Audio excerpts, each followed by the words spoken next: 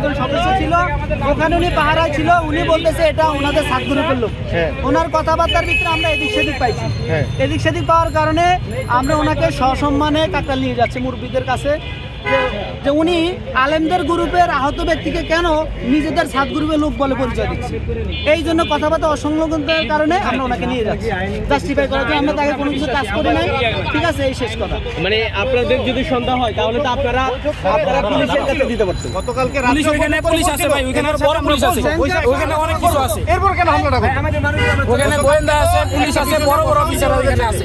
ওইখানে বলা হয়েছে যে আমরা আপনাদের সাথে উভয় দলের সাথে কথা বলে আপনাদের সাথে আমরা জানাবো। জানানোর আগে কেন হামলাটা করলেন বলেন? তখন তো পুলিশ ছিল, তখনও তো প্রশাসন ছিল, তখনও ভাই সরকার আমরা ছিল। যাদের কাছে নিয়ে গেছি কাকরাইলে অনেক বড় বড় পুলিশ আছে ভাই। আপনারা এখানে কার কাছে দিব? এখানে দারোগা গোয়েন্দা কেউ আছে এখানে? আপনার তথ্যের জন্য সবচেয়ে ভালো হবে কাকরাইল মসজিদের সামনে যান, সকল তথ্য পাবেন আপনারা। এখানে ভাই অনেক বড় ঠিক বড় আছে? আছে, পুলিশ টুলিশ সবই এখানে আছে।